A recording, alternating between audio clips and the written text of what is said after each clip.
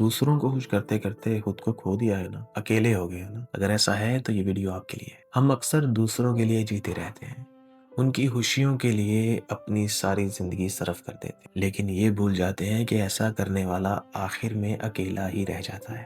ہم اکثر دوسروں کو ہاں کرتے رہتے ہیں، ان کی کسی بات کو کبھی نہ کرتے ہی نہیں، صرف اس لیے کہ کہیں ان کی خوشی میں کوئی خلل پیدا نہ ہو جائے۔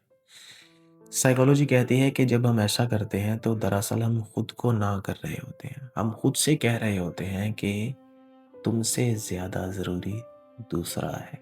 ہم کائنڈ بن رہے ہوتے ہیں، اچھے بن رہے ہوتے ہیں، لیکن دراصل ہم اپنی باؤنڈریز کو ختم کر رہے ہوتے ہیں۔ شاید یہی وجہ ہوتی ہے کہ ہمیں جو رسپیکٹ ملنی چاہیے وہ کبھی ملتی ہی نہیں، یا شاید وہ رسپیکٹ دیتے ہی نہیں کیونکہ انہیں ہم سے نہیں بلکہ ہماری کنوینئنس سے محبت ہوتی ہے۔ یہ بات آپ کو تب سمجھ آتی ہے جب آپ ان کی کوئی چھوٹی سی امید پر پورا نہیں اترتے اور وہ آپ کو زمین پر پٹک دیتے ہیں۔ تب شاید آپ خود سے سوال کرنے کے قابل بھی نہیں رہتے۔ اس کا ایک سادہ سا حل ہے، نہ کرنا سیکھیں، نو کہنا شروع کر دیں۔ شروع میں شاید عجیب لگے گا، برا بھی لگے گا، لیکن یقین کیجئے جب آپ یہ کر لیں گے تو زندگی آسان ہو جائے گی اور ان کو بالکل فرق نہیں پڑے گا جو آپ سے محبت کرتے ہیں، بلکہ وہ آپ کے ڈیسیژنز کی، آپ کے فیصلوں کی رسپیکٹ کرتے ہوئے نظر آئیں گے۔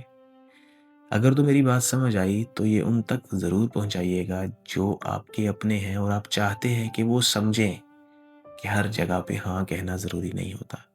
اور اس طرح کی مزید ویڈیوز کو دیکھنے کے لیے مجھے دیکھتے رہیے۔